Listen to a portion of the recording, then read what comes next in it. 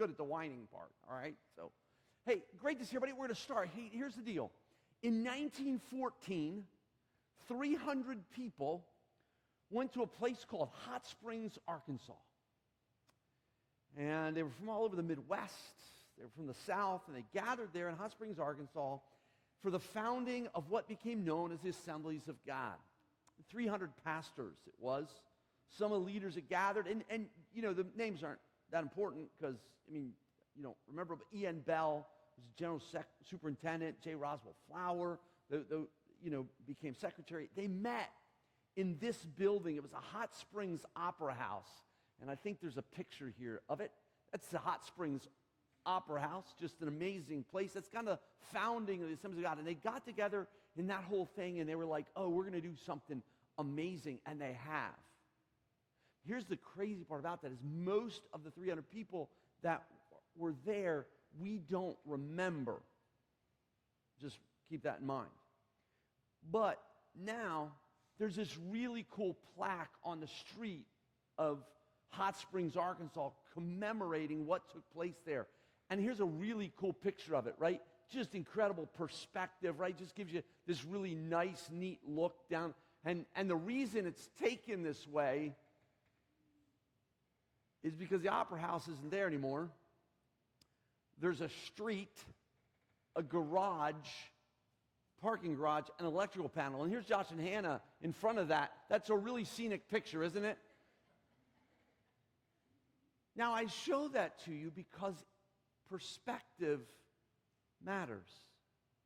Like Josh took both those. Well, he didn't really take this one, but he took the other one. The other one you saw you go back to that one for a minute, Cole. Like you see he's got perspective, he's got depth of field, which he's kind of limited. I mean, he's done some things with that photo to create something that looks good. He was challenged by some friends.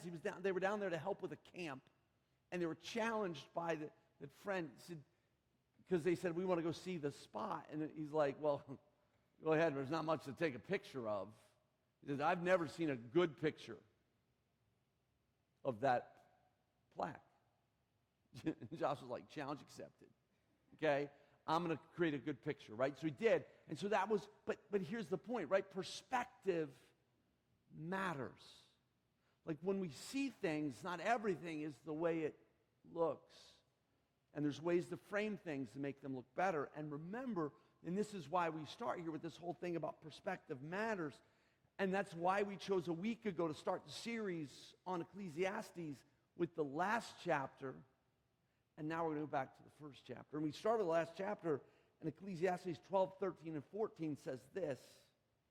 That's the whole story. Here now is my final conclusion. Fear God and obey His commands, for this is everyone's duty. God will judge us for everything we do, including every secret thing, whether good or bad. So keeping the end in mind matters. And so as we look at Ecclesiastes 1 through 11, keep it in mind. Everything works to the conclusion of the book. The same thing is true of the entire Bible, right? Like, it all should be interpreted through Jesus being the central focus. Everything should point back to Jesus. So here's Ecclesiastes 1 through 11. These are the words of the teacher, King David's son, who ruled in Jerusalem. Everything is meaningless, says the teacher. Completely meaningless. What do people get for all their hard work under the sun? Generations come and generations go, but the earth never changes. The sun rises, the sun sets, then hurries around to rise again. The wind blows south and then turns north. Around and around it goes, blowing in circles. Rivers run into the sea, but the sea is never full. Then the water returns again to the rivers and flows out again to the sea. Everything is wearisome beyond description. No matter how much we see, we are never satisfied. No matter how much we hear, we are not content. History merely repeats itself. It has all been done before. Nothing under the sun is truly new. Sometimes people say, here is something new. But actually, It is old. Nothing is ever truly new. We don't remember what happens in the past, and in future generations, no one will remember what we are doing now. Welcome to your depressing morning. Again, when we read this, we have to remember the end. As you begin to see and as you begin to listen to what is being stated here by the teacher and by Solomon in all likelihood, and we see what is happening, it sets the tone for what we see in the book of Ecclesiastes. Now I want to start with this whole thought, because right off the start, right, we read, these are the words of the teacher, King David's son, who ruled in Jerusalem. In all likelihood, accepted, it is Solomon. But we get to the second verse, and it says, everything is meaningless, says the teacher. Completely meaningless. And that is absolutely depressing. Talk about like Debbie Downer, right? I mean, there it is. If you're Debbie in the room, I'm sorry, I didn't mean it, but it's just what it is, right? Everything is meaningless. But I think we need to understand what is being said here more so than that word. That word is, when it says meaningless, it really is a different thought. It's the thought of vapor. It's a thought of a mist. It's a thought of it's just here for a bit and then gone.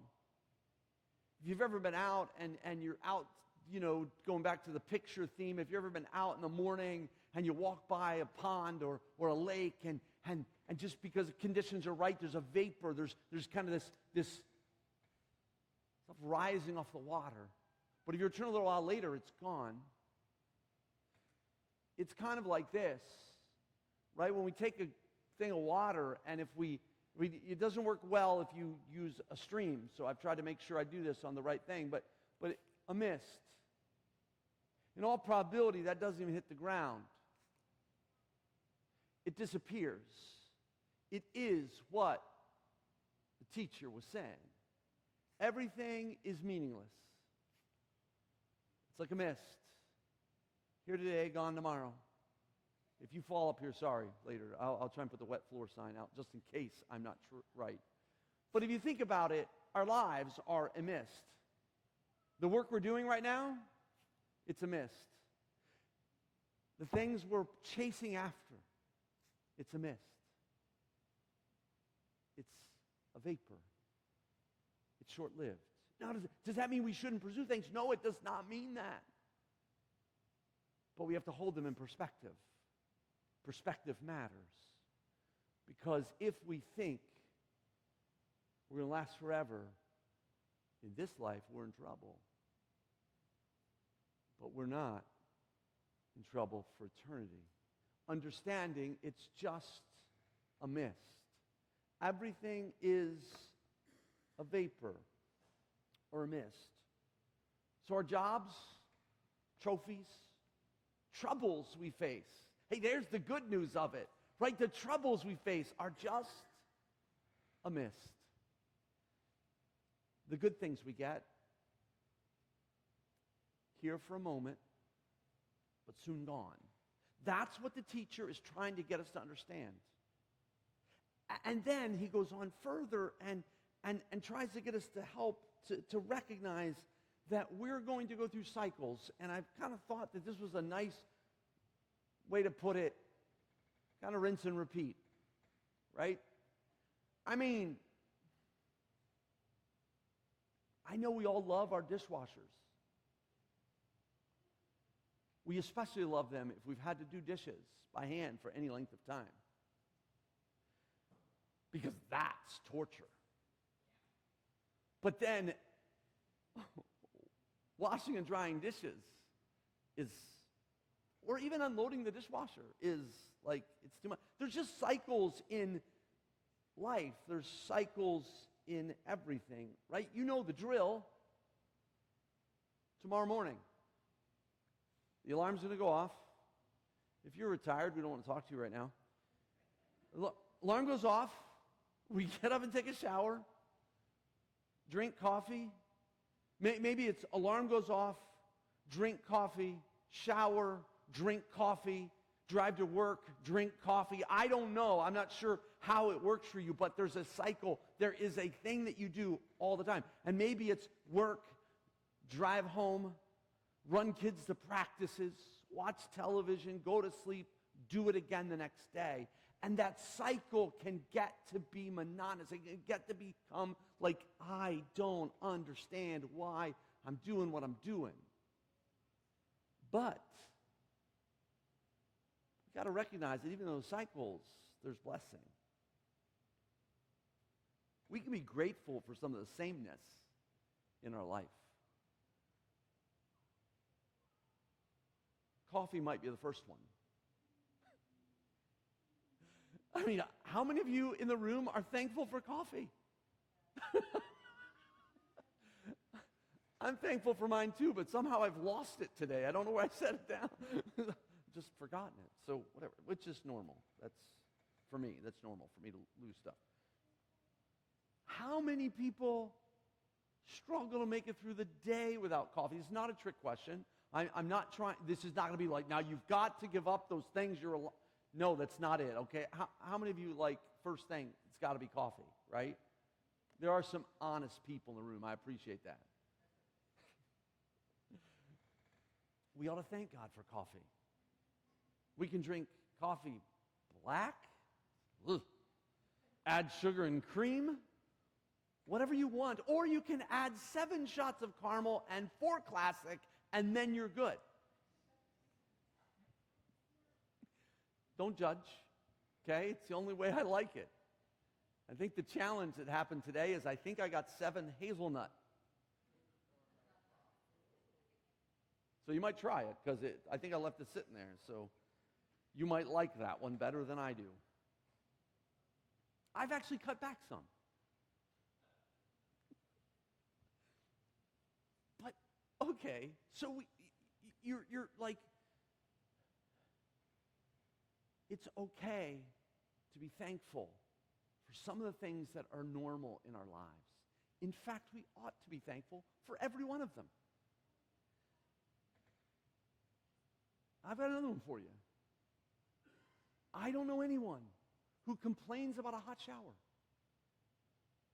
But now you do take it for granted, right? I mean, until you don't have hot water. And then you're like, oh no.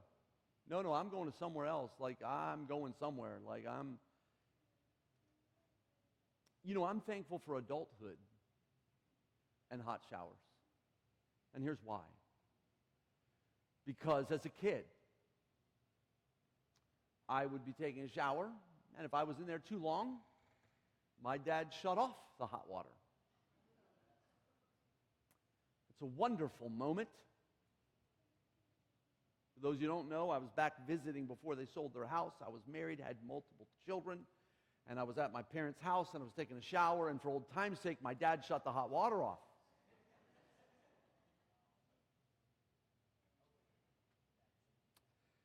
When you go, that's a tough moment. Today it might kill me. I've had a heart attack. I mean, it might do me in, right? I mean, it's just like, yikes. But okay, think about that. We get these moments that are just normal, simple. So we've got this cycle, and that's some of what Solomon was mentioning and the teacher is talking about, is that there's these things that happen over and over again. The sun rises and the sun sets, then hurries around to rise again. The wind blows south and then turns north. Around it goes, blowing in circles. Rivers run into the sea, but the sea is never full. Then the water returns again to the rivers and flows out to the sea. Now there is some symbolism, some thoughts here that we're not going to get into, but when you think about it, there's all kinds of things that they happen. They're just normal. It happens over and over again. And around here we know that the wind blows all the time. We get it. But when we look at some of these things, it's just normal life. And those things happen over and over again. It's rinse and repeat. But sometimes we take some things for granted, things that God has given us, things that God has blessed us with. And that's why Paul says to us in Ephesians 5:20, and give thanks for everything to God the Father in the name of our Lord Jesus Christ. Give thanks for everything. Because even the things that we do every day, we should be thankful for. Even the things that seem like they're just normal, everyday things, we should be thankful for. And the next thought is from verse 8 through 10. Everything is wearisome beyond description. No matter how we see it, we are never satisfied. No matter how much we hear, we are not content. History merely repeats itself. It's all been done before. Nothing under the sun is truly new. Sometimes people say, there is something new, but actually, it is old. Nothing is ever truly new. And here the preacher and the teacher is reflecting on achievements, right? And so we should enjoy our achievements. But they don't bring satisfaction. I don't care what it is. It can be some really cool things. And what happens is we want more. Right? I'll give you just a really dumb example. I don't care what I bowl ever. It probably won't be enough. You want another frustrating moment? Like I probably could shoot a 900. I think I'd need to be able to do it again. Oh, it's absolutely true. There's not even a question. Go out and play golf. Doesn't matter what your score is. It always could have been better. Angela gets tired of listening to me talk about the things that could have been better. And those are just simple, those are accomplishments, but when you think about them, there's nothing wrong with trying to achieve. In fact, we ought to work hard. We ought to work at things. We ought to try and achieve some things. There's some things we should work for. But we can accomplish many things in life. And in the end, if they're done for the wrong reasons, they're meaningless. It's all meaningless if not done for the right reasons, and we need to make sure that our pursuits are balanced and we're living in light of eternity. Remember, living in light of the end of Ecclesiastes, living in light of we are going to, at some point, stand before our Creator. We can be the smartest person in the world, and it's all equal at the end. We could be the richest person in the world, and in the end, we're on equal footing with the poorest. Our families might end up in different places, but once we breathe our last, it doesn't matter. Enjoy achievements. Enjoy the hard work. Enjoy what we're going towards. Work towards it. Look, remember, Solomon had all kinds of stuff.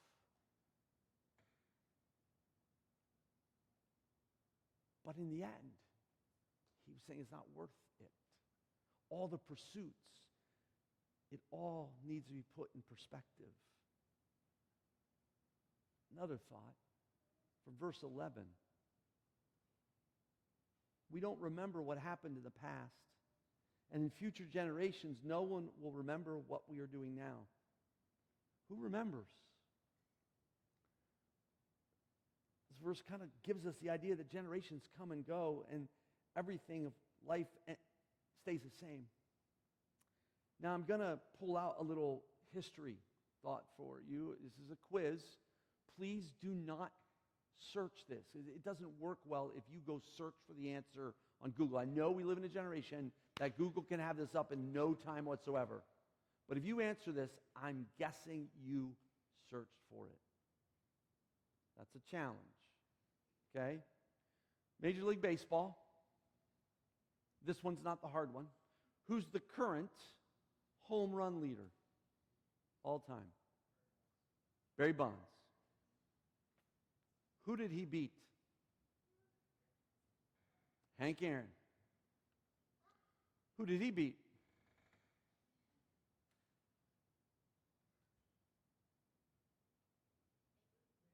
Babe Ruth. Here's the hard one. Who did Babe Ruth beat? No one. He hit the first home run and hit 714 of them total, and he's the man. No, no one knows.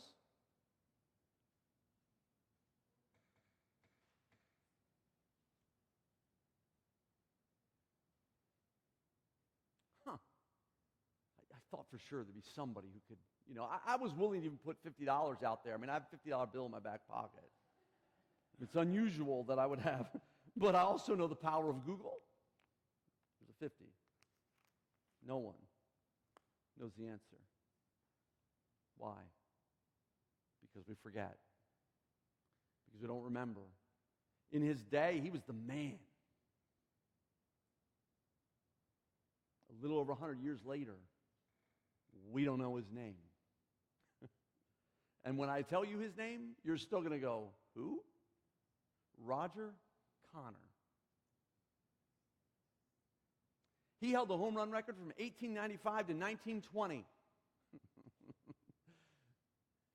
He hit 137 home runs. And we find that funny now, right? I mean, you might need to realize there were probably no fences in some of those fields they were playing in. But anyway, it's not that important. But Roger Connor, we forget. Now, that's a crazy thought, right? We forget all kinds of things like that.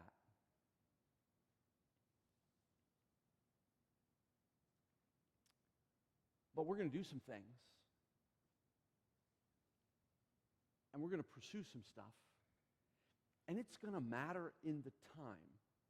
It's going to be important. Like, we can talk about accomplishments in the past and the things we're going to do in the future, and we ought to be working. Like again, you have to keep this all in perspective, that I'm not saying we shouldn't work and we shouldn't pursue and we shouldn't do these things, but it matters what the perspective of it is and why we're doing those things. Why are we doing them? We're doing them because we want to honor God with our lives, and honoring God with our life means we work hard. We do the things that we need to do. Now, again, we need to keep it in perspective. We need to make sure that priorities are priorities. But everything we do, everything we accomplish, something else is going to come along and diminish the importance of the things that we've just done. The things that we've accomplished and we do are not going to be remembered. Now, I'm glad some things I've done are not being remembered. I also know that there's things that I've done that I can't remember. I just don't remember them. I just don't remember. Okay, I don't remember some of the things I did last week or last month. Don't ask me about things, multiple years ago. The only way I remember some of those things is by certain major things that happened that I can somewhat recall. That's how I remember those things. But the important thing for all of us is to remember that the things we're doing are to be done for God's glory. They're to be done with the end in mind. And it puts us on this kind of journey for life, right? What are we going to do? And when Solomon's writing this, he's saying, look, you have to understand that everything of life is temporary. Again, the good things, temporary. The hard things are temporary. The things that we are working for, again, are temporary. But some things we work at are actually eternal. And we have to keep the things that are eternal as the goal and not the temporal as the goal. See, we want the things that aren't a mist. I think I'll crank this out for the stream. No, I'm just kidding. But if we want the things that, yes, we are able to shoot at a goal and hit because, look, this is really used for one reason at our house. It's to shoot the cat. If you think that's mean, it's too bad, but that's what it's for. But it really works really well like this for this illustration, that everything of our life is a mist. But we're wanting things that aren't a mist. We're wanting the things that are going to last forever. And that is the investments we make in people. That's the investments we make in each other. Those are the investments that we make that are making sure that we do things that matter for God. The things that last forever are the things we ought to be working towards. We need to learn find meaning in the everyday. Our lives are but a vapor, but they're going to matter. They're going to matter in the lives of the people around us if we will prioritize those things. If we will work towards those things, we can encourage. Like when you encourage somebody, it matters. When you teach somebody, it matters. When you mentor somebody, it matters. When you disciple somebody, it matters. When you're a witness, when you're sharing the gospel, it matters. That changes all of what you're doing. It changes it from a mist to something that's very powerful. It changes it to something that is sowing seeds into eternity. So it changes all those things. So every time you walk into work and you begin to figure out how to help navigate those two worlds together, and you figure out a way to be a witness in the midst of the marketplace, you've taken what was a mist, and now you've begun to make it into something that's going to last forever. That's a powerful moment when you begin to understand that you can take what is the everyday and make it powerful and eternal. That's what matters. That's the things that's going to change things. That's what's going to change lives. That's what's going to change people's eternity. And then your life is going to matter here, and it's going to get rewarded there. So that's the cool part about it, right? Finding ways to navigate life. When Solomon's saying everything's meaningless, yeah, just the pursuit of stuff, that's meaningless. But as we work, and as we do and we pursue what we're doing, and we're trying to work to get better and invest in people and those things, but as we do that, if it's done with eternity in mind, it's a powerful moment.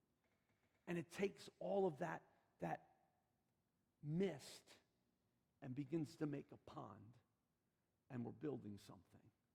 Right? It builds something and it lasts for eternity. In fact, when we get to heaven, there's reward for the things that we do that are going to last forever. And that's what we need to make sure we work towards. Right? So we can get all depressed by everything is meaningless, or we can understand that it's only meaningless if we do it for ourselves. If we live life for the kingdom, if we live life to glorify God. And there's incredible blessing in work, and God created work, and I'm not like, it's amazing. But all of that is to be done to glorify God. And that's the important parts, and we can do that. And I'm just challenging every one of us to live in light of eternity, living with the end in mind. If we think back to Josh's picture, he had a goal in mind. He had a goal to shoot a picture that looked good and could hide the electrical box. And had the goal in mind, and he got the picture. We just have to design a picture of what we want our lives to get to. And if our design is to glorify God, now we live our life to get to that picture. And that's the challenge we have. So everything's not just a mist and a vapor. It's not just meaningless. It is all about putting life moments together, pointing and getting to the picture we have in mind. It's an incredible book. It's not one that I have for young people, for people in college, whatever. Incredible book. The Principle of the Path helps design ideas of how where we're going to go. It's just a thought. But here's the deal. The challenge for us today is, are we getting caught up, in all the little things or the pursuit of big things in this life that aren't going to matter? Or are we putting all those things together to glorify God with our lives and to build a life and an eternity that matters? Let's pray. Lord, thank you for this morning. Thank you, God, for this time. I pray, Lord, that you will just speak in these closing moments, God, that you'll be glorified in our lives and in all that we do. Lord, help every one of us to live life in a way that we are living, looking towards eternity, living with the end in mind. God, help us to build our lives on that, not to get caught up on all the things that are just a mist. Lord, help us. Help us to glorify and honor you with our lives. In Jesus' name, amen. Would you stand?